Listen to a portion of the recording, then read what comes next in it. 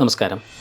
വളരെ ഇമ്പോർട്ടൻ്റ് ആയിട്ടുള്ളൊരു ടോപ്പിക്കാണ് ഹെൽത്ത് ഇൻഷുറൻസ്. ചിലർക്കൊക്കെ ഗവൺമെൻറ് ഇൻഷുറൻസ് ഉണ്ട്, പക്ഷേ പല ഹോസ്പിറ്റലുകളിലും ഗവൺമെൻറ്റിൻ്റെ പല ഇൻഷുറൻസും എടുക്കുന്നില്ല. അപ്പോൾ ഒരു പ്രൈവറ്റ് ഇൻഷുറൻസ് എടുക്കേണ്ടത് വളരെ അത്യാവശ്യമാണ്. എങ്ങനെയാണ് മെഡിക്കൽ ഇൻഷുറൻസ്, ഹെൽത്ത് ഇൻഷുറൻസ്, ഏത് എടുക്കണം, എന്തൊക്കെ ബെനിഫിറ്റ്സാണ് ഉള്ളത്, നമ്മളത് മസ്റ്റാണോ, അതില്ലെങ്കിൽ എന്താ സംഭവിക്കുന്നത്? അങ്ങനെയാണ് എൻ്റെ കൂടെ വിജയകുമാർ സാറുണ്ട്. വിജയേട്ടൻ വർഷങ്ങളായിട്ട് ഈ മേഖലയിൽ പ്രവർത്തിക്കുന്ന ഒരാളാണ്. ഒരു ഇൻഷുറൻസ് കമ്പനിയുടെ ഓൾ ഇന്ത്യ ലെവൽ ഹെഡായി വർക്ക് ചെയ്തിരുന്നു. അത് കാരണം തന്നെയാണ് ഡോക്ടർ പറഞ്ഞത് ശരിയാണ്. ദാറ്റ് ഓൾമോസ്റ്റ് 70% ഹോസ്പിറ്റലൈസ്ഡ് പേഷ്യൻറ്റിന് ഒരു ഹെൽത്ത് ഇൻഷുറൻസ് പോളിസി ഇന്ത്യയിലില്ല. 2047 എല്ലാവർക്കും ഒരു ഇൻഷുറൻസ്, എല്ലാ ഇന്ത്യ പൗരനും ഒരു ഇൻഷുറൻസ് വേണമെന്നുള്ളതാണ്. ഇൻഷുറൻസ് ഫോർ ഓൾ ബൈ 2047 എന്നുള്ളത് വളരെ 1000-ൽ ഒരാൾക്ക് ഈ ടോപ്പപ്പിൻ്റെ യൂസ് വരുള്ളൂ. അത് കാരണം ഓൾവേസ് ടോപ്പപ്പ് പ്രീമിയം വളരെ കുറവാണ്.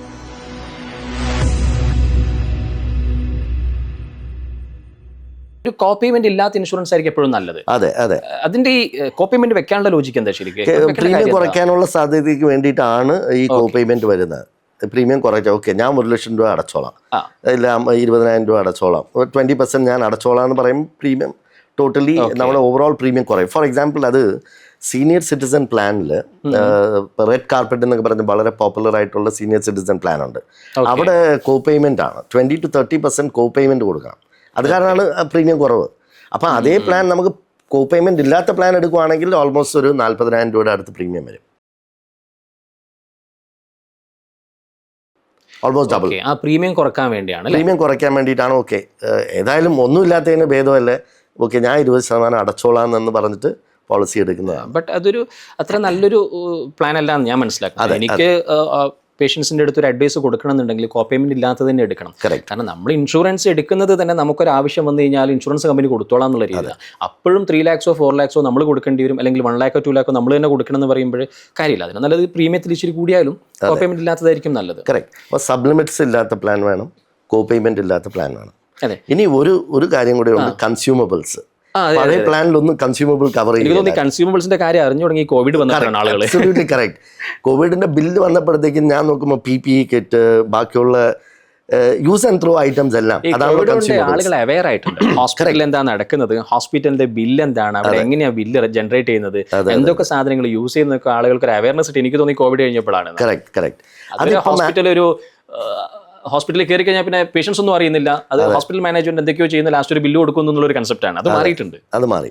അപ്പം അത് ഇപ്പം കൺസ്യൂമബിൾസും കൂടെ നമുക്ക് ഓപ്ഷൻ ആയിട്ട് എടുക്കാം. ആഡ് ഓൺ ആയിട്ട് ചില കമ്പനിയിൽ നമ്മൾ നോക്കണം. ചില കമ്പനിയിൽ അത് പാക്കേജിൽ വരുന്നുണ്ട്, ഇൻഷുറൻസ് പ്രീമിയത്തിൽ ഇൻക്ലൂഡഡ് ആണ്. ചില കമ്പനിയിൽ അതൊരു റൈഡർ ആയിട്ടാണ് വരുന്നത്, അതൊരു ആഡ് ഓൺ ആയിട്ട് നമുക്ക് എടുക്കാം. ചെറിയ പ്രീമിയം 1000-1200 രൂപ കൊടുത്തു കഴിഞ്ഞാൽ കൺസ്യൂമബിൾ എക്സ്പെൻസസും കവേർഡാണ്. സോ ഒരു ഹോസ്പിറ്റലിൽ നമ്മൾ അഡ്മിറ്റായി പുറത്തേക്ക് ഇറങ്ങുമ്പോഴത്തേക്കും ഹാർഡ്ലി ഒരു അഡ്മിഷൻ ഫീ ഒരു 2-3% ഓഫ് ദി ടോട്ടൽ ബില്ല് അടച്ചാൽ മതി. ഇപ്പോൾ 3 ലക്ഷം രൂപയുടെ ബില്ലിന് ഒരു 2000 രൂപയുടെ അടുത്ത് ടോട്ടൽ മേ ബി അവർ കഴിച്ച അവരുടെ ബൈസ്റ്റാൻഡർ കഴിച്ച ഭക്ഷണവും ചെറിയ ചെറിയ ബാക്കിയുള്ള അഡ്മിഷൻ സ്റ്റാർട്ടിങ് ടൈമിൽ ആ ഒരു ഫീസൊക്കെ, രജിസ്ട്രേഷൻ ഫീ അതടച്ചാൽ ബാക്കി ഒരു പീസ് ഓഫ് മൈൻഡോട് കൂടി ചെയ്യാം. എല്ലാം ഇൻഷുറൻസിൽ എല്ലാം വരുന്നുണ്ട്. ഇപ്പം പിന്നെ നമ്മളിപ്പോൾ ഒരു 10 lakhs പോളിസി എടുത്തു. ഇപ്പം യങ് ആയിട്ടുള്ള ഒരാളാണ്, വലിയ അസുഖങ്ങളൊന്നുമില്ല. അപ്പം മേ ബി കുറേ ഇയേഴ്സിലേക്ക് നമ്മളത് ക്ലെയിം ചെയ്യില്ല. ഞാനിപ്പം കഴിഞ്ഞ 2-3 വർഷമായിട്ടുള്ള എടുത്തിട്ടുള്ളൂ. 3 വർഷം എനിക്ക് ക്ലെയിം ചെയ്യേണ്ടി വന്നിട്ടൊന്നുമില്ല. എനിക്കോ വൈഫിനോ കുട്ടികൾക്കൊന്നും ക്ലെയിം ചെയ്തിട്ടില്ല. അപ്പം നമ്മൾ ക്ലെയിം ചെയ്തായിരിക്കുമ്പോൾ ഈ നോ ക്ലെയിം ബോണസ് അല്ലെങ്കിൽ അതിൻ്റെ റീസ്റ്റോറേഷൻസ് അതൊക്കെ എങ്ങനെയാണ് നമ്മൾ? അപ്പം ഇതിൽ 2 കാര്യങ്ങളാണ് വരുന്നത്. ഒന്ന്, ക്ലെയിം ഇല്ലെങ്കിൽ നമ്മുടെ അടുത്ത വർഷത്തെ ഇൻഷുറൻസ് കവറേജ് കൂട്ടുന്ന ടൈപ്പ് ഓഫ് പ്ലാൻ, അതാണ് നോ ക്ലെയിം ബോണസ്. ഓക്കെ. അപ്പം ഞാനൊരു 10 ലക്ഷം രൂപയുടെ പോളിസി എടുത്തു. അപ്പം എനിക്ക് ക്ലെയിം ഒന്നും ഈ വർഷം വന്നില്ല. അടുത്ത വർഷം ആകുമ്പോഴത്തേക്ക് എൻ്റെ പ്രീമിയം അധികം കൂടുന്നില്ല, പക്ഷേ എൻ്റെ സം അഷ്യൂർഡ് 10 എന്നുള്ളത് 12-15 ആകുന്ന ടൈപ്പ് ഓഫ് പ്ലാൻസ് ഉണ്ട്. അതങ്ങനെ എത്ര വർഷം എത്ര വരെ കൂടും? അതിങ്ങനെ കൂടി 1 crore ആവോ, അല്ലെങ്കിൽ ഡബിൾ ആകുന്നത് വരെയാണോ? 1-2 കമ്പനിക്ക് അത് 1 കോടി രൂപ വരെയും വരുന്ന 10 ടൈംസ് വരെയും കൂടുന്ന പ്ലാൻ ഉണ്ട്. ദാൻ മോസ്റ്റ്ലി ഒരു 2 times ഒക്കെയാണ്. മോസ്റ്റ്ലി സെയിം എമൗണ്ട് 10 ലക്ഷം രൂപയുടെ 20 ആകും, 20 വരെ അങ്ങനെ കൂടി. അതാണ് മോസ്റ്റ്ലി. ബട്ട് ചില കമ്പനി 1-2 കമ്പനിയിൽ ഈ 10 ലക്ഷം എന്നുള്ളത് 10 ടൈംസ് വരെയും കൂടുന്ന 1 crore വരെയും കൂടുന്ന പ്ലാൻസ് ഉണ്ട്. അത് നോ ക്ലെയിം മാത്രമല്ല, ഇപ്പം ഒരു ലോയൽറ്റി ബോണസ് ഒരു സംഭവം വന്നിട്ടുണ്ട്. ക്ലെയിം എടുത്താലും ഇല്ലെങ്കിലും ബോണസ് കിട്ടും. അത് കൂടിക്കൊണ്ടേയിരിക്കും. അപ്പൊ പ്രീമിയം എങ്ങനെയാണ്? അപ്പം ഈ വർഷം അടച്ച പ്രീമിയം ക്ലെയിമും പ്രീമിയം തമ്മിൽ ബന്ധമില്ല. ഏജും പ്രീമിയം തമ്മിലാണ് ബന്ധം. കറക്റ്റ്. യൂഷ്വലി ഒരു പ്രീമിയം ഹെൽത്ത് ഇൻഷുറൻസിന്റെ പ്രീമിയം കൂടുന്നത് ഏജ് ബാൻഡ് 5 വർഷം കൂടുമ്പോഴാണ്. 30 തൊട്ട് 35 വയസ്സ് വരെ ഒരു ബാൻഡ്, 36 തൊട്ട് 40 വയസ്സ് വരെ ഒരു ബാൻഡ്, 41 തൊട്ട് 45, അങ്ങനെ എവറി 5 ഇയർ എന്താണെങ്കിലും പ്രീമിയം കൂടും. പിന്നെ അവരുടെ ക്ലെയിം എക്സ്പീരിയൻസ് വെച്ചിട്ട് ആ പെർട്ടിക്കുലർ പ്ലാനിന്റെ ക്ലെയിം എക്സ്പീരിയൻസ് വെച്ച് ഒരുപാട് ക്ലെയിം വന്നിട്ടുള്ള ഒരു പ്ലാൻ ആണെങ്കിൽ നെക്സ്റ്റ് ഇയർ ഒരു ചെറിയൊരു പ്രീമിയം ഇൻക്രീസ് ചെയ്യുന്ന സാധ്യതയെ നമ്മൾ കാണുന്നുണ്ട്. പക്ഷെ അതൊന്നും വലിയ എമൗണ്ട് അല്ല. അപ്പോൾ ഒരു ഹെൽത്ത് ഇൻഫ്ലേഷൻ കൂടിക്കൊണ്ടിരിക്കുന്ന കാരണം ചെറിയൊരു പ്രീമിയം വ്യത്യാസം വരും. അപ്പം നമ്മൾ ഒരു ഫാമിലി ഫ്ലോട്ടർ എന്ന് ഉദ്ദേശിക്കുന്നത് ഹസ്ബൻഡ്, വൈഫ് ആൻഡ് 2 ചിൽഡ്രൻ. അതാണ് യൂഷ്വലി സീനിയർ സിറ്റിസൺ. ബിക്കോസ് ഒരു ഇൻഷുറൻസ് പോളിസിയുടെ പ്രീമിയം നിശ്ചയിക്കുന്നത് ഏറ്റവും എൽഡസ്റ്റ് മെമ്പർ വെച്ച്. അപ്പോൾ ഓൾവേസ് നമുക്കൊരു വീട്ടിൽ ഇപ്പം അച്ഛനും അമ്മയൊക്കെ ഉണ്ടെങ്കിൽ അവർ ഏജ് നമ്മുടെ ഡബിൾ ആയിരിക്കും. അപ്പോൾ അവരെ ഓൾവേസ് അവർക്കൊരു സീനിയർ സിറ്റിസൺ പോളിസി സെപ്പറേറ്റ് എടുക്കുന്നതാണ് നല്ലത്. അതാണ് നല്ലത്. മാത്രമല്ല നമ്മൾ ഗവൺമെന്റ് ഓഫ് ഇന്ത്യന്റെ ടാക്സ് ഡിഡക്ഷൻ അപ്പം രണ്ടിനും ടാക്സ് ഡിഡക്ഷനും കിട്ടും, 2 പോളിസിക്കും. മറ്റേതാണെങ്കിൽ ഒറ്റ പോളിസിയാണ്, അതിന് ഡിഡക്ഷൻ കിട്ടുള്ളൂ. അപ്പൊ എല്ലാം കൂടി നോക്കുമ്പോൾ ഈ 2 പ്ലാൻ ആയിരിക്കും നല്ലത്. സീനിയർ സിറ്റിസൺ ഉണ്ടെങ്കിൽ 2 പ്ലാൻ എടുക്കുന്നതാണ് നല്ലത് തീർച്ചയായിട്ടും. പക്ഷെ ഞാൻ പറയുന്ന ഒരു ഫാമിലി ഫ്ലോട്ടർ, എനിക്കും എൻ്റെ വൈഫിനും സെപ്പറേറ്റ് പോളിസി, എൻ്റെ കുട്ടികളെ അങ്ങനെ നഷ്ടമായിരിക്കും, അത് നഷ്ടമാണ്. അപ്പം നമ്മൾ അവിടെയാണ് ഒരു ഫാമിലി ഫ്ലോട്ടർ എടുക്കുന്നത്. സോ കമ്മിങ് ബാക്ക്, നമ്മുടെ റീസ്റ്റോറേഷൻ എന്ന് പറഞ്ഞു കഴിഞ്ഞാൽ ഞാൻ യൂസ് ചെയ്ത് കഴിഞ്ഞു. എൻ്റെ 10 ലക്ഷം രൂപയുടെ സമ്മർഷോണ്ട് യൂസ് ചെയ്തു, ബാക്കി എനിക്കുള്ളത് 2 ഉള്ളൂ. അപ്പോൾ ഈ 2 എൻ്റെ വൈഫിനൊരു പെട്ടെന്നൊരു അസുഖം വന്നപ്പോൾ അവർക്കൊരു 5 ലക്ഷം രൂപയുടെ ആണ് വേണ്ടി വരുന്നെങ്കിൽ എനിക്ക് റീസ്റ്റോറേഷൻ ഇല്ലാത്ത പ്ലാനാണെങ്കിൽ എനിക്ക് 3 ലക്ഷം നമ്മൾ കൊടുക്കേണ്ടി വരും. വേറെ റീസ്റ്റോറേഷൻ എന്താ സംഭവിക്കുന്നത് വെച്ചാൽ നമ്മൾ എത്രയാണ് യൂസ് ചെയ്തത് അതിന് ടോപ്പപ്പ് ആയിട്ട് കമ്പനി തന്നെ അതേ വർഷം ആഡ് ചെയ്യും. അതിന് നമ്മൾ വേറെ പ്രീമിയോ വേറെ എക്സ്ട്രാ ഒന്നുമില്ല. സോ ബേസിക്കലി നമ്മൾ റീസ്റ്റോറേഷൻ ഉള്ള പോളിസി ആണെങ്കിൽ ഒരു അഡ്മിഷന് ആണ് 10 ലക്ഷം രൂപ, ഒരു അഡ്മിഷന്. ഓക്കെ. അപ്പം നമ്മളത് ഇപ്പം റീസ്റ്റോറേഷൻ ഇല്ലാത്ത പോളിസി ഉണ്ടോ? ഉണ്ട്. പഴയ പോളിസിയിലൊന്നും റീസ്റ്റോറേഷൻ ഇല്ല. അപ്പം അതിപ്പോൾ നമ്മൾ ചെക്ക് ചെയ്യണം, റീസ്റ്റോറേഷൻ ഉണ്ടോ എന്ന് ചെക്ക് ചെയ്യണം. അത് റീസ്റ്റോറേഷൻ എത്ര തവണ പറ്റും? അപ്പം അത് അഗൈൻ കമ്പനി ടു കമ്പനിയാണ്. Multiple times in A year restore ചെയ്യാനുള്ള പ്ലാൻ ഉണ്ട്, അൺലിമിറ്റഡ് ആയിട്ടുള്ള അൺലിമിറ്റഡ് ഉണ്ട്. അതുപോലെ സെയിം ഡിസീസിന് തന്നെ റീസ്റ്റോറേഷൻ അൺലിമിറ്റഡ് ടൈംസ്, സ്പെഷ്യലി ക്യാൻസറിന് ഒരു വർഷം തന്നെ മൾട്ടിപ്പിൾ ടൈംസ് ഒരു വർഷം വേണ്ടി വരും. ഞാൻ ഈ റീസ്റ്റോറേഷൻ ഇമ്പോർട്ടന്റ് ആയിട്ട് സംസാരിക്കുന്ന കാര്യം, ഞാൻ ട്രീറ്റ് ചെയ്യുന്നത് ക്യാൻസർ ആണ്, ഞാൻ ക്യാൻസർ സർജൻ ആണ്. അപ്പം പലപ്പം സർജറി വരും, കീമോതെറാപ്പി വരും, റേഡിയേഷൻ വരും, ചിലപ്പോൾ അഗൈൻ സർജറി വരും, അങ്ങനെ കുറെ വരുന്നുണ്ട്. അപ്പം ഓരോ അഡ്മിഷനിലും ചിലപ്പോൾ മേ ബി 2 lakhs 3 lakhs ഒക്കെ ചിലപ്പോൾ ചിലവാകും. അപ്പം സെയിം ഡിസീസിന് റീസ്റ്റോറേഷൻ പറ്റില്ല, അല്ലെങ്കിൽ സെയിം ഡിസീസിന് പിന്നെ ക്ലെയിം ചെയ്യാൻ പറ്റില്ല എന്ന് പറയുമ്പോൾ പിന്നെ അത് വേസ്റ്റേജ് ഓഫ് മണിയാണ് ആ policy four A cancer patient is concerned. Absolutely. അപ്പം നമുക്ക് സെയിം ഡിസീസിന് മൾട്ടിപ്പിൾ ടൈം റീസ്റ്റോറേഷൻ കിട്ടുന്ന പ്ലാൻസ് അവൈലബിൾ ആണ്. ഓക്കെ, അത് എടുക്കാൻ പാടുള്ളൂ. അത് എടുക്കാൻ പ്രീമിയത്തിൽ വലിയ വ്യത്യാസം വരില്ല. ഇതൊക്കെ മൾട്ടിപ്പിൾ റീസ്റ്റോറേഷൻ വ്യത്യാസം വന്നാലും മൾട്ടിപ്പിൾ റീസ്റ്റോറേഷൻ ഉണ്ടെങ്കിൽ എടുക്കാൻ പാടുള്ളൂ. എസ്പെഷ്യലി നമ്മൾ ഭയപ്പെടുന്ന അസുഖം ക്യാൻസർ ആണ്. നമ്മൾ ഏറ്റവും കൂടുതൽ ഡ്രെയിൻ ചെയ്യാൻ പോകുന്ന അസുഖം ക്യാൻസർ ആണ്. ബാക്കിയൊക്കെ ചിലപ്പോഴേ വൺ ടൈം നമ്മൾ എങ്ങനെയെങ്കിലും പൈസ കണ്ടെത്തി കഴിഞ്ഞാൽ പിന്നെ എന്തെങ്കിലും ചെയ്താലും ചിലപ്പോൾ നമുക്കത് എന്താ പറയാ സെറ്റിൽ ചെയ്യാൻ പറ്റും. ബട്ട് ഇൻഷുറൻസിന് ശരിക്കും നമ്മൾ ഡിപ്പെൻഡ് ചെയ്യേണ്ടി വരുന്നത് ഈ ക്യാൻസറിലൊക്കെയാണ്. മൾട്ടിപ്പിൾ ടൈംസ് നമ്മളിങ്ങനെ ബ്ലീഡ് ചെയ്യുക എന്ന് പറയുമ്പോൾ, മണി ബ്ലീഡ് ചെയ്യുക എന്ന് പറയുമ്പോൾ അത് ഡിഫിക്കൽട്ടാണ്. അപ്പം ഞാൻ അഡ്വൈസ് ചെയ്യുകയാണെങ്കിൽ എൻലെസ് റീസ്റ്റോറേഷൻ സെയിം അസുഖത്തിനുണ്ടെങ്കിൽ മാത്രമേ എടുക്കാം. ഒന്നതാണ്. 2 സെയിം അസുഖത്തിന് രജിസ്ട്രേഷൻ വേണം. രണ്ടാമത്തത് മൾട്ടിപ്പിൾ ടൈംസ് രജിസ്ട്രേഷൻ പറ്റണം. കറക്റ്റ്. ഏത് ഫാമിലി മെമ്പർ എത്ര തവണ വന്നാലും രജിസ്ട്രേഷൻ പറ്റണം. അതിന് വേറെ ഇതൊന്നും വരാത്ത രീതിയിൽ. ഓക്കെ. അപ്പോൾ അത് വളരെ രജിസ്ട്രേഷൻ ആ ഒരു ബില്ല്, നമ്മുടെ സമ്മർഷോന്റെ ബില്ല് തീർന്നു കഴിഞ്ഞിട്ട് അടുത്ത അഡ്മിഷനെ യൂസ് ചെയ്യാൻ പറ്റുള്ളൂ. ആദ്യത്തെ അഡ്മിഷൻ 15 ലക്ഷം രൂപ വന്നാൽ 5 ലക്ഷം കൊടുക്കേണ്ടി വരും. സോ എൻ്റെ 10 ലക്ഷം രൂപയുടെ പ്ലാൻ എടുത്തു, പക്ഷെ അടുത്ത അഡ്മിഷൻ വരുമ്പോൾ അടുത്ത 10 ലക്ഷം നമുക്ക് അവൈലബിൾ ആണ്. ഈ 2 അഡ്മിഷൻ തമ്മിൽ ഇത്ര ദിവസത്തെ ഗ്യാപ്പ് വേണമെന്നോ അങ്ങനെ എന്തെങ്കിലും? ഒന്നുമില്ല. ഓക്കെ. അതേപോലെയാണ് ഈ പ്രീ ഹോസ്പിറ്റലൈസേഷൻ, പോസ്റ്റ് ഹോസ്പിറ്റലൈസേഷൻ. ഇപ്പം ഫോർ എക്സാമ്പിൾ ഞാനിപ്പോൾ ഒരു പേഷ്യൻറ്റിനെ സർജറി ചെയ്യുമ്പോൾ സർജറി ബില്ല് വരുന്നത് ഒരു 2 lakhs ആണെങ്കിൽ സർജറിക്ക് മുമ്പുള്ള ടെസ്റ്റുകൾ ഓൾമോസ്റ്റ് ഒരു 20,000-30,000 ഒക്കെ ചിലപ്പോൾ വന്നേക്കാം. അല്ലെങ്കിൽ ഓപ്പറേഷൻ കഴിഞ്ഞിട്ടുള്ള അവരുടെ ചിലവും കുറച്ച് അതുപോലെ വരുന്നുണ്ട്. അപ്പോൾ ഈ പ്രീ ഹോസ്പിറ്റലൈസേഷനും പോസ്റ്റ് ഹോസ്പിറ്റലൈസേഷനും എല്ലാ ഇൻഷുറൻസും കവർ ചെയ്യുന്നില്ല. അപ്പം അങ്ങനെ കവർ ചെയ്യുന്ന ഇൻഷുറൻസും ഉണ്ട് അല്ലേ? ഉണ്ട്. ഇപ്പം ഈ നമ്മൾ പറയുന്ന എല്ലാ കാര്യങ്ങളും പുതിയ എല്ലാ പോളിസിയിലും ഉണ്ട്. ഏത് കമ്പനിയുടെ പുതിയ പോളിസിയിൽ ഉണ്ട്. ഓക്കെ. അപ്പം നമുക്ക് പ്രീ ഹോസ്പിറ്റലൈസേഷൻ 60 ദിവസം മുന്നേ വരെ ഈ ഒരു എയിൽമെന്റിന് വേണ്ടിയിട്ട് ഞാൻ എന്തെല്ലാം ട്രീറ്റ്മെന്റ്, ബ്ലഡ് ടെസ്റ്റ് എടുത്ത്, OP ബേസ് ആണെങ്കിലും അത് കിട്ടും. OP-യിലെ അല്ല, ഈ ലാബ് ടെസ്റ്റും ഡയഗ്നോസ്റ്റിക്സ് ലാബ് അഡ്മിറ്റ് ആവാണ്ട് എടുക്കുന്നില്ല. കറക്റ്റ്. പക്ഷേ ഈ നമ്മൾ അഡ്മിറ്റായ രോഗത്തിന് റിലേറ്റഡ് ആയിരിക്കണം ഈ ട്രീറ്റ്മെൻറ്റ്സ്. Okay okay. അപ്പം സത്യത്തിൽ ആ പോളിസിയിൽ അത് കവർ ചെയ്യാത്ത ആളുകളാണ് പലപ്പോഴും വന്നിട്ട് സാറേ ടെസ്റ്റുകളൊക്കെ അഡ്മിറ്റ് ആക്കിയിട്ട് ചെയ്യാന്ന് പറയുന്നത്. അത് ഹോസ്പിറ്റലിന് വലിയ ബേർഡൻ ആണ്. കാരണം അല്ലെങ്കിലും മിക്ക ഹോസ്പിറ്റലുകളും എന്താ റൂമൊക്കെ ഷോർട്ടേജ് ആയിട്ടാണ് റൺ ചെയ്യുന്നത്. അപ്പം ഹോസ്പിറ്റൽ നോക്കുമ്പോൾ സർജറിക്ക് വേണ്ടി ഒരു പേഷ്യൻ്റ് അഡ്മിറ്റ് ചെയ്യുന്ന ഒരു ആവശ്യത്തിന് ഒരു പേഷ്യൻ്റ് അഡ്മിറ്റ് ചെയ്യുകയാണെങ്കിൽ ഓക്കെ. ബട്ട് ടെസ്റ്റ് ചെയ്യാൻ വേണ്ടി ഒരു പേഷ്യൻ്റ് അഡ്മിറ്റ് ചെയ്യുമ്പോൾ ഹോസ്പിറ്റലിന് അത് ആക്ച്വലി ശരിയുമല്ല, അത് ഹോസ്പിറ്റൽ ലോസും ആണ്. ബിസിനസ് പോയിന്റിലാണ് സംസാരിക്കുന്നത്, ഹോസ്പിറ്റലിന് അത് ലോസ് ആണ് സത്യം.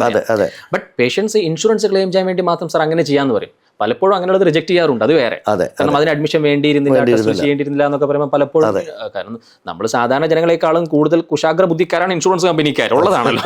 അപ്പോൾ അതൊക്കെ റിജക്ട് ചെയ്യുകയും ചെയ്യും, അത് വേറെ. അപ്പം അങ്ങനെ ഒരു സിസ്റ്റം 60 ദിവസം മുന്നേ വരെ എടുത്തിട്ടുള്ള ട്രീറ്റ്മെൻറ്റിൻ്റെ കോസ്റ്റും എല്ലാ ബില്ലും നമ്മൾ വച്ചിരിക്കണം. ബിക്കോസ് അത് ക്യാഷ്ലെസ് ആയിട്ടല്ല പോകുന്നത്, അത് ഇൻഷുറൻസ് കമ്പനിയിൽ കൊടുത്ത് റീഇംബേഴ്സ്മെൻറ്റാണ്. അതേപോലെ പോസ്റ്റ് ഡിസ്ചാർജ്, ഇപ്പം ഡിസ്ചാർജ് ചെയ്ത് കഴിഞ്ഞ് 180 ദിവസം വരെയുള്ള മരുന്ന് ചെലവ്, അതിൻ്റെ ഡയഗ്നോസിസ് 6 months ആണ്, 180 days. അതും again depends. Some companies give up to 60 days, some company 90, some companies give up to 180 days വരെയുള്ള മരുന്നും ഡയഗ്നോസ്റ്റിക് ടെസ്റ്റും. പിന്നെ സാർ ഇപ്പം റിപ്പീറ്റിന് വിളിക്കാറുണ്ട് കസ്റ്റമറിനെ, അസുഖവുമായി റിലേറ്റഡ് ആയിട്ടുള്ള എല്ലാം. അതെ കറക്റ്റ്. നമ്മൾ മന്ത്ലി റിവ്യൂവിനൊക്കെ വിളിക്കുമ്പോൾ അതിന് ആ സമയത്ത് നടക്കുന്ന ടെസ്റ്റ് ഇതെല്ലാം റീഇംബേഴ്സ്മെന്റ് ആയിട്ടാണ്.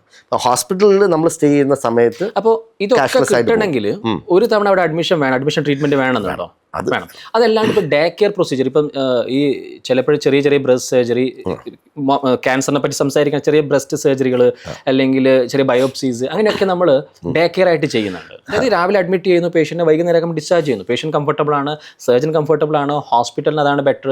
അങ്ങനെയുള്ള കുറേ ട്രീറ്റ്മെൻറ്റ് ഇപ്പോഴും ഉണ്ട്. കറക്റ്റ്. മെഡിക്കൽ അഡ്വാൻസ്മെൻറ്റ് കാരണം ട്രീറ്റ്മെൻറ്റ് ടൈം കുറയുന്ന കേസ് അഡ്മിഷൻ വേണ്ടത്. Actually admission, like for example cataract is now day care treatment. Cataract covered ആയി, ഇപ്പം കവേർഡായി. റോബോട്ടിക് സർജറീസും പുതിയ പ്ലാൻസ് എല്ലാം കവേർഡാണ്. പണ്ടത്തെ പോലെ നമുക്ക് അഡ്മിഷൻ വേണ്ടി വരികയില്ലായിരിക്കും. മെഡിക്കൽ അഡ്വാൻസ്മെന്റ് വന്ന കാരണം എൻ്റെ treatment time or admission time കുറയുന്ന കേസിന്റെ ക്ലെയിം കിട്ടാറ്. സ്പെസിഫിക് ആയിട്ട് ഏതൊക്കെ ഡേ കെയർ സർജറി ആണെന്ന് മെൻഷൻ ചെയ്യും പോളിസിയിൽ നോക്കണം. അതല്ലാത്തത് അതിൽ പെടില്ല. ഇല്ല. ഓക്കെ. അതല്ലാണ്ട് വേറൊരു സംഭവത്തിന് വേണ്ടി ഡേ കെയർ ആയി കഴിഞ്ഞാൽ ചിലപ്പോൾ ഇല്ല. ഓക്കെ. അപ്പൊ അതും കൂടി നമ്മൾ കെയർ ചെയ്യണം. ഓക്കെ. ഇപ്പൊ ഈ അഡ്വാൻസ്മെന്റ് പറഞ്ഞു. അപ്പൊ ഈ ന്യൂവർ ട്രീറ്റ്മെന്റ്, ഇപ്പം റോബോട്ടിക് സർജറി, ക്യാൻസറിൽ ഇമ്മ്യൂണോതെറാപ്പി, അങ്ങനെ ഇപ്പൊ ലേസർ ട്രീറ്റ്മെന്റ്, ഇതൊക്കെ എല്ലാ ഇൻഷുറൻസും കവർ ചെയ്യുന്നില്ല. പുതിയ പോളിസീസ് മാത്രമേ ഇതെല്ലാം കവർ ചെയ്യുള്ളൂ. അപ്പൊ അതിന് നമ്മുടെ പോളിസി ലിമിറ്റ് വരെ കിട്ടും, അതായത് വരെ കിട്ടും. ചിലതിൽ സബ്ലിമിറ്റ്സ് ഉണ്ട്. കാരണം ഈ റോബോട്ടിക് സർജറി ഇപ്പൊ സാധാരണ സർജറിക്ക് ഒരു 2 lakhs വരുന്നതാണെങ്കിൽ റോബോട്ടിക് ആകുമ്പോൾ ചിലപ്പോൾ 3.5 ഒക്കെ വന്നേക്കാം. അപ്പം സബ്ലിമിറ്റ് ഉണ്ടോ എന്നത് ഉള്ളതും ഉണ്ട്, ഇല്ലാത്തതും ഉണ്ട്. റോബോട്ടിക് സർജറി എല്ലാം ഇപ്പൊ കവർ ചെയ്യുന്നുണ്ട് പുതിയ പ്ലാൻ. ഇമ്മ്യൂണോതെറാപ്പി ഒക്കെ വലിയ റേറ്റ് വരും, ചിലപ്പോൾ എന്താ പറയുക 4 lakhs, അങ്ങനെ മന്ത്ലി 3-4 lakhs ഒക്കെ വരുന്ന ട്രീറ്റ്മെന്റ് ഉണ്ട്, നല്ല എമൗണ്ട് വരും. അപ്പം ഒരു സബ്ലിമിറ്റ് ഇല്ലാത്തതായിരിക്കണം ഇമ്മ്യൂണോതെറാപ്പി ഒക്കെ സാധ്യതയുള്ളത്. ബട്ട് ഡെഫിനറ്റ്ലി പ്രീമിയം എമൗണ്ട് കൂടും. അതൊരു കാരണം ഈ ഇമ്മ്യൂണോതെറാപ്പിക്ക് യൂസ് ചെയ്യേണ്ടി വരുന്നത് നമ്മുടെ പോപ്പുലേഷനിൽ ചെറിയൊരു പെർസെന്റേജ് ആളുകൾക്ക് മാത്രമാണ്. ബട്ട് അത് കാരണത്താൽ എല്ലാവരും ആ ഒരു എമൗണ്ട് എടുക്കണം എന്നൊക്കെ പറയുന്നത് നമുക്ക് അഡ്വൈസ് ചെയ്യാനും പറ്റില്ല. അതൊരു റിസ്കി ഗെയിമാണ്, ഒരു ലക്ക്. അത് എടുക്കാത്ത ഒരാൾക്ക്, അതായത് ന്യൂവർ ട്രീറ്റ്മെന്റ് കവർ ചെയ്യാത്ത ഇൻഷുറൻസ് ആണ് എടുത്തതെങ്കിൽ അവർക്ക് ക്യാൻസർ വരികയും പിന്നീട് ഇമ്മ്യൂണോതെറാപ്പി എടുക്കേണ്ടി വരികയും ചെയ്യുകയാണെങ്കിൽ അവർ റിഗ്രറ്റ് ചെയ്യും. അതെ, കറക്റ്റ്. ഓക്കെ. പക്ഷേ വേറെ വഴിയില്ല, അതൊരു ലെക്കാണ്. അതിന് ആക്ച്വലി അത്ര പ്രീമിയം കൂട്ടാത്ത രീതിയിൽ ഇൻഷുറൻസ് കമ്പനി പ്ലാൻ ചെയ്യണം. അങ്ങനെ ആകുമ്പോൾ കൂടുതൽ ആളുകൾ ആ ഇൻഷുറൻസ് എടുക്കും. അപ്പം ഇൻഷുറൻസ് ആസ് എ ബിസിനസ് നോക്കുകയാണെങ്കിൽ കൂടുതൽ ബിസിനസ് നടക്കുന്നു, അതുകൊണ്ട് പ്രീമിയം കുറച്ചിട്ട് കൊടുക്കാൻ പറ്റണം. ആ ഒരു അതെ, കൂടുതൽ ആളുകൾ ഇൻഷുറൻസ് എടുത്താൽ അത് നടക്കുള്ളൂ. സത്യം പറഞ്ഞാൽ എല്ലാ ആളുകളും ഇൻഷുറൻസ് എടുക്കുമ്പോൾ ഓട്ടോമാറ്റിക്കലി പ്രീമിയം കുറഞ്ഞു വരും, കാരണം അപ്പോഴേ അത് ശരിയാവുള്ളൂ. ഓക്കെ.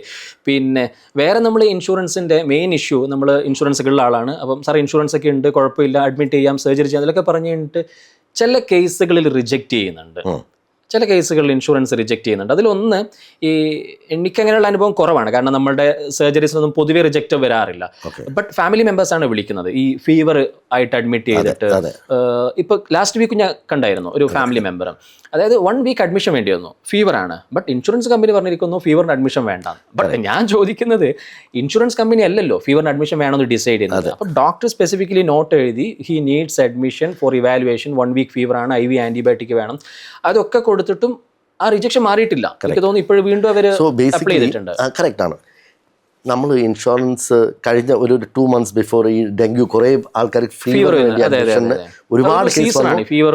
എല്ലാ കേസും റിജക്ഷനാണ് വന്നത്. Basically as per insurance policy just for diagnosis and evaluation ഒരു നമ്മൾ ട്രീറ്റ്മെൻ്റ് ഒന്നും കൊടുത്തിട്ടില്ല, പേഷ്യൻറ്റിനെ ജസ്റ്റ് അഡ്മിറ്റ് ചെയ്ത് ഇവാലുവേറ്റ് ചെയ്തിരിക്കുന്ന കേസിന് റിജക്റ്റ് ചെയ്യാനുള്ള സാധ്യതയുണ്ട്. അതാണ് അവർ റിജക്റ്റ് ചെയ്യുന്നത്. പക്ഷെ ഡോക്ടർ പറഞ്ഞ പോലെ ഡോക്ടർ വളരെ സ്ട്രോങ് ആയിട്ട് ഡിസ്ചാർജ് സമ്മറിയിലും അതുപോലെ ഒരു നോട്ട് കൊടുക്കുകയാണ് ദാറ്റ് ഈ patient admission was required because of this reason എന്ന് പറഞ്ഞ് സ്ട്രോങ് ആയിട്ട് നമ്മൾ കൊടുക്കുകയാണെങ്കിൽ അവർ ആ ക്യാഷ്ലെസ് ആയിരിക്കും റിജക്റ്റ് ചെയ്തത് നമ്മൾ, പക്ഷേ അത് വെച്ചിട്ട് റീഇംബേഴ്സ്മെൻറ്റ് കിട്ടും. കിട്ടാൻ നമ്മൾ മേടിച്ച് കൊടുത്തിട്ടുണ്ട്. അല്ലെങ്കിൽ നമ്മൾ ഇൻഷുറൻസ് എടുക്കുമ്പോൾ ഈ ക്യാഷ്ലെസ് ആണോ റീഇംബേഴ്സ്മെന്റ് ആണോ എടുക്കേണ്ടത്? ഈ റീഇംബേഴ്സ്മെന്റ് ആണ് നല്ലത് എന്ന് പറയുന്നതിൽ വല്ല കാര്യമുണ്ടോ? അല്ല, അങ്ങനെയൊന്നുമില്ല. ഇപ്പം ക്യാഷ്ലെസ് ആണെങ്കിൽ നമുക്ക് ഒരു ക്യാഷും കൊടുക്കാതെ ഇൻഷുറൻസ് കമ്പനി ഡയറക്റ്റ് ഡീൽ ചെയ്യും. റീഇംബേഴ്സ്മെന്റ് ആണെങ്കിൽ നമ്മൾ ആ സമയത്ത് പേ ചെയ്യണം, ആ ബില്ലൊക്കെ കൊണ്ടുപോയിട്ട് ഇൻഷുറൻസ് കമ്പനിയിൽ സബ്മിറ്റ് ചെയ്യണം, അത് അവർ റീഇംബേഴ്സ് ചെയ്ത് തരുന്നു. കറക്റ്റ്. അപ്പോൾ ഒരു ടൈം ടേക്കൺ ആണ്. ഇപ്പോൾ ക്യാഷ്ലെസ് ഫുൾ എമൗണ്ട് റീഇംബേഴ്സ് ചെയ്യുമോ? യെസ്. ഓക്കെ. സോ ക്യാഷ്ലെസ് ആണെങ്കിൽ നമുക്ക് പീസ് ഓഫ് നമ്മുടെ കയ്യിൽ നിന്ന് പൈസയൊന്നും കൊടുക്കുന്നില്ല. ഈ ഹോസ്പിറ്റലിൻ്റെ ഇൻഷുറൻസ് ഡിപ്പാർട്ട്മെൻറ്റ് തന്നെ ഇൻഷുറൻസ് കമ്പനിയായിട്ട് ഡയറക്റ്റ് സംസാരിച്ച് അത് അപ്രൂവലൊക്കെ അവർ തന്നെയാണ് എടുക്കുന്നത്. എല്ലാം കഴിഞ്ഞു. ഈ ക്യാഷ്ലെസ് ആണെങ്കിലും ഹോസ്പിറ്റലിന് താല്പര്യക്കുറവ് അങ്ങനെ വല്ലതും എപ്പോഴെങ്കിലും ശ്രദ്ധിച്ചിട്ടുണ്ടോ? അങ്ങനെ ഉണ്ടാവാറുണ്ട്? ഇല്ല. കാരണം ഹോസ്പിറ്റലും ഇൻഷുറൻസ് കമ്പനിയും തമ്മിൽ വലിയ ഡിസ്പ്യൂട്ട് ഒന്നും വരില്ല. കൃത്യമായിട്ട് തന്നെ ആ എമൗണ്ട് ഹോസ്പിറ്റലിന് കിട്ടുന്നുണ്ട്. അതെ. പലപ്പോഴും എനിക്ക് തോന്നി ഗവൺമെന്റ് ഇൻഷുറൻസിലാണ് ഹോസ്പിറ്റലിന് ഇൻഷുറൻസ് ചില കമ്പനീസ് ആയിട്ട് ചില ഹോസ്പിറ്റലിന് പ്രശ്നമുണ്ട്. അതെ. പക്ഷെ നമ്മൾ പോളിസി എടുക്കുമ്പോഴത്തേക്കും നമ്മൾ നോക്കേണ്ടത് നെറ്റ്വർക്ക്, എത്ര നെറ്റ്വർക്ക് ഹോസ്പിറ്റൽസിൽ ഈ പറയുന്ന ഇൻഷുറൻസ് കമ്പനിക്ക് എത്ര നെറ്റ്വർക്ക് ഹോസ്പിറ്റൽസ് ഉണ്ടെന്ന്. ഓക്കെ. അപ്പം ക്യാഷ്ലെസ് നെറ്റ്വർക്ക് ഹോസ്പിറ്റൽസ്. ഓക്കെ. അതായത് ഇപ്പോഴുള്ളതിൽ ഈ നെറ്റ്വർക്ക് ഹോസ്പിറ്റൽസ്, ഈ എംപാനൽ ചെയ്ത ഹോസ്പിറ്റൽസിൽ ക്യാഷ്ലെസ് നടക്കും, അല്ലാത്ത സ്ഥലത്ത് റീഇംബേഴ്സ്മെന്റ് നടക്കും. ഈ അല്ലാത്ത സ്ഥലത്ത് ഇൻഷുറൻസ് കിട്ടാത്ത അവസ്ഥ വരുമോ? ഈ ഇൻഷുറൻസ് കമ്പനിയുമായിട്ട് എംപാനൽ ചെയ്ത് അല്ലെങ്കിൽ ആ നെറ്റ്വർക്ക് ഹോസ്പിറ്റലിൽ ട്രീറ്റ്മെന്റ് എടുത്താലേ ഇൻഷുറൻസ് ക്ലെയിം ചെയ്യാൻ പറ്റുള്ളൂ? അങ്ങനെയല്ല. അങ്ങനെ ഉണ്ടായിരുന്നു. ചിലപ്പം ചില ഹോസ്പിറ്റലിൽ അവർ ഡീലിസ്റ്റ് ചെയ്യാറുണ്ട്. ചിലപ്പോൾ ഫ്രോഡ് അങ്ങനെയുള്ളത് അവിടെ അഡ്മിറ്റ് ചെയ്ത് തരാൻ പറ്റില്ല. നമുക്ക് എല്ലാ മാസവും അതിന്റെ ലിസ്റ്റ് വരാറുണ്ട്, ഡീലിസ്റ്റ് ചെയ്തിട്ടുണ്ട്. അല്ല, പേഷ്യന്റും മെയിലും ബാക്കിയുള്ള കാര്യങ്ങൾ പോകാറുണ്ട്. പക്ഷെ അതൊക്കെ വളരെ മെസ്സേജും മെയിലും ആരും മൈൻഡ് ചെയ്യില്ല. നമ്മൾ ഇൻഷുറൻസ് എടുത്ത ആളുകൾ പോലും അത് വായിക്കാൻ നിൽക്കില്ല, കാരണം അതിന്റെ ടേംസ് ആയിരിക്കും മനസ്സിലാവില്ല. അത് പക്ഷെ മെജോറിറ്റി ഹോസ്പിറ്റലിൽ കവേർഡ് ആണ്. ഇപ്പോഴത്തെ പുതിയ സിസ്റ്റം പറയുന്നത് ഓൾ ഹോസ്പിറ്റൽ ക്യാഷ്ലെസ് ആയിരിക്കണമെന്ന്. ദാറ്റ് ഇസ് അതിന് വേണ്ടത് അങ്ങനെ ഗവൺമെന്റ് ഉണ്ട്. പുതിയ റൂൾ അതെന്താന്ന് വെച്ചാൽ നമ്മൾ അഡ്മിഷന് 24 മണിക്കൂറിന് മുമ്പേ തന്നെ ഇൻഷുറൻസ് കമ്പനിയെ അറിയിക്കണം. ഞാൻ ഇന്ന XYZ ഹോസ്പിറ്റലിൽ അഡ്മിറ്റ് ചെയ്യാൻ പോവാണ്, അവിടെ ക്യാഷ്ലെസ് ഫെസിലിറ്റി എംപാനൽഡ് അല്ല, നിങ്ങളുടെ ഇൻഷുറൻസ് കമ്പനി എംപാനൽഡ് അല്ല, പക്ഷേ എനിക്ക് അവിടെ ക്യാഷ്ലെസ് ഫെസിലിറ്റി വേണമെന്ന് പറഞ്ഞ് 24 hours ബിഫോർ അഡ്മിഷൻ ഒരു പ്ലാൻഡ് സർജറി ആണെങ്കിൽ നടക്കും. അല്ല, ഒരു എമർജൻസി ആണെങ്കിൽ വിത്തിൻ 48 hours ഇൻഷുറൻസ് കമ്പനിയെ നമ്മൾ മെൻഷൻ ചെയ്തിരിക്കണം. ഒരു എമർജൻസി ആണ്. അതേപോലെ കുറേ എക്സ്ക്ലൂഷൻസ് ഉണ്ട് ഇൻഷുറൻസ്. ഇപ്പോൾ for example pre existing disease ഉള്ള ഒരാൾ, ഓൾറെഡി ഡയബറ്റിക് ആയിട്ടുള്ള ഒരാൾക്ക് ആ ഡയബറ്റീസിന് ഇൻഷുറൻസ് എടുക്കുന്നു, പിന്നെ ഡയബറ്റീസിന് ഇൻഷുറൻസ് കിട്ടില്ല, അല്ലെങ്കിൽ ഇത്ര വർഷം കഴിഞ്ഞേ കിട്ടുള്ളൂ എന്നുള്ളത്. അല്ലെങ്കിൽ ചില സർജറീസിന്, ഇപ്പം ഹേർണിയ സർജറീസിനൊന്നും ചിലപ്പോൾ ഇൻഷുറൻസിൻ്റെ നെക്സ്റ്റ് ഡേ മുതൽ കിട്ടില്ല, അല്ലെങ്കിൽ ടോട്ടൽ ഇൻഷുറൻസ് തന്നെ നെക്സ്റ്റ് ഡേ മുതലല്ല ഒരു 30 days 60 days കഴിഞ്ഞേ കിട്ടുള്ളൂ. അങ്ങനെയുള്ള ആ ഒരു ടൈം പീരീഡ്, അങ്ങനെ ഒരു പീരീഡ് ഉണ്ടോ? ഉണ്ട്. എല്ലാ പോളിസി, പുതിയൊരു ഇൻഷുറൻസ് പോളിസി എടുക്കുമ്പോൾ വെയിറ്റിംഗ് പീരീഡ് ഉണ്ട്. പുതിയൊരു പോളിസി, ഫ്രഷ് ഒരു പോളിസി എടുക്കാൻ പോവാണ്, അതിന് വെയിറ്റിംഗ് പീരീഡ് ഉണ്ട്. എന്തൊക്കെയാണ് വെയിറ്റിംഗ് പീരീഡ്? ആദ്യത്തെ വെയിറ്റിംഗ് പീരീഡ് എന്ന് വെച്ചാൽ പോളിസി ആക്റ്റീവ് ആകുന്ന 30 ദിവസം കഴിഞ്ഞിട്ടാണ്. ഓക്കെ, അതൊരു ജനറൽ റൂൾ പോലെ. ജനറൽ റൂളാണ്. പക്ഷേ എക്സെപ്റ്റ് ഫോർ ആക്സിഡൻസ്. ഞാൻ ഇന്ന് പോളിസി എടുത്തു, ഞാൻ ഇന്നൊരു റോഡ് അപകടം ഉണ്ടായി, ഹോസ്പിറ്റലൈസ് ആയി, എനിക്ക് ട്രീറ്റ്മെൻറ്റ് കിട്ടുമോ, ക്യാഷ്ലെസ് കിട്ടുമോ, ഇല്ല ഇൻഷുറൻസ് ബെനിഫിറ്റ് കിട്ടുമോ? ഡെഫിനറ്റ്ലി കിട്ടും. സോ അതിന് 30 days വെയിറ്റിംഗ് പീരീഡ് ഇല്ല. റെസ്റ്റ് എവറിത്തിങ് 30 days കഴിഞ്ഞിട്ടേ നമുക്ക്, including cancer, everything, anything else after 30 days ആണ്. Any critical illness after 30 days covered ആണ്. പക്ഷേ ഇതിൽ നമ്മൾ ആദ്യമേ ക്രിട്ടിക്കൽ ഇൽനെസ് ലൈക്ക് ക്യാൻസറോ ഇല്ല ഹാർട്ട് അറ്റാക്കോ എല്ലാം നോക്കാം. അതാണെങ്കിൽ അവർ പറയണത് എനിക്ക് എക്സിസ്റ്റിംഗ് ആയിട്ട് അസുഖം ഉണ്ടായിട്ടുണ്ടോ, എനിക്ക് ബ്ലഡ് പ്രഷർ ഉണ്ടായിട്ടുണ്ടോ, ഇല്ല എനി എക്സിസ്റ്റിംഗ് ഇൽനെസ് ഉണ്ടെങ്കിൽ അതിന് വെയിറ്റിംഗ് പീരിയഡ് 3 years ആണ് സാധാരണ പോളിസി. സാധാരണ പോളിസിയിൽ that is pre existing disease. എനിക്ക് ഓൾറെഡി എക്സിസ്റ്റിംഗ് ആയിട്ടുള്ള ഇൽനെസ് റിലേറ്റഡ് ആയിട്ട് എനിക്കൊരു അഡ്മിഷനാണ് വരുന്നെങ്കിൽ there is a waiting period for 3 years. അതായത് ഒരു അസുഖം കണ്ടതിന് ശേഷം എന്നാൽ പിന്നെ ഇൻഷുറൻസ് എടുത്തിട്ട് അവർ കാശ് കൊടുത്തിട്ടെ എന്ന് പറഞ്ഞു കഴിഞ്ഞാൽ നടക്കില്ല. ഒരു 3 years എങ്കിലും നമ്മൾ തന്നെ പേ ചെയ്യണം. അതുകൊണ്ടാണ് പറയുന്നത് നമ്മൾ യങ് ആയിരിക്കുമ്പോൾ ഹെൽത്തി ആയിരിക്കും ഇൻഷുറൻസ് എടുക്കണം എന്ന് പറയുന്നത് കാര്യം അതാണ്. യെസ്, അപ്പം 3 years waiting period for pre existing disease. ആദ്യത്തെ 30 days വെയിറ്റിംഗ് പീരിയഡ്, രണ്ടാമത്തെ എനിക്ക് എക്സിസ്റ്റിംഗ് ഇൽനെസ് ഉള്ള ആൾക്ക് 3 years വെയിറ്റിംഗ് പീരിയഡ്. പിന്നെ സ്ലോ ഗ്രോയിങ് ഡിസീസസ് ഉണ്ട്, like ENT, okay, piles, hernia, hysterectomy ലേഡീസിൻ്റെ ഇതെല്ലാം ഇമീഡിയറ്റ്ലി ട്രീറ്റ് ചെയ്യേണ്ട കാര്യങ്ങളല്ല. ഇതെല്ലാം സ്ലോ ഗ്രോയിങ് ഡിസീസാണ്. ഇതിനെല്ലാ കമ്പനിയിലും 2 years വെയിറ്റിംഗ് പീരിയഡ്. 2 വർഷമെങ്കിലും പ്രീമിയം അടച്ചിട്ട് അത് കഴിഞ്ഞിട്ടേ കിട്ടുള്ളൂ. ഈ പറയുന്ന പൈൽസ്, ഹെർണിയ, ENT സർജറി ഇതെല്ലാം സ്പെസിഫിക് ഇൽനെസ് ആയിട്ട് വരുന്ന സ്ലോ ഗ്രോയിങ് ആയിട്ടുള്ള ലോജിക്കാണ്. പലപ്പോഴും ഹെർണിയ സർജറി 2 വർഷം വെയിറ്റ് ചെയ്യാൻ ബുദ്ധിമുട്ടൊന്നും ഉണ്ടാവില്ല മോസ്റ്റ്ലി എപ്പോഴും. കറക്റ്റ്. പക്ഷെ പുതിയ പ്ലാനുകളിൽ 2 years waiting period, no compromise for slow growing disease. Okay, അപ്പം 3 വെയിറ്റിംഗ് പീരിയഡ് കണ്ടു. ഒന്ന് 30 days waiting period for everything, 3 years waiting period for pre existing disease, പിന്നെ 2 years waiting period for slow growing disease. ഇത് 3 കഴിഞ്ഞു. പക്ഷേ ഇപ്പോൾ പുതിയ plan ABCD എന്ന് പറയുന്ന രോഗങ്ങൾ, asthma, B blood pressure, C cholesterol, D diabetes. ഈ രോഗങ്ങൾ എനിക്ക് ഓൾറെഡി ഉള്ള ആൾക്ക് നമുക്ക് 30 days കഴിഞ്ഞാൽ കിട്ടും.